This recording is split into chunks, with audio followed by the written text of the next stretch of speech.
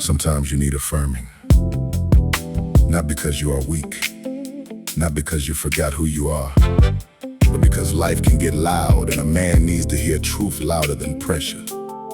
So let me speak life into you. You are not your worst mistake. You are not the pain you survived. You are not the doubt that tried to follow you home. You are capable. You are growing. You are disciplined enough to start again. You are strong enough to heal. You are wise enough to learn. You are chosen to build something that matters. Brother, lift your head, fix your posture, protect your peace, walk in purpose. You are still here, you still have breath, and that means God is not finished with you yet. Speak life to the brother with weight on his mind.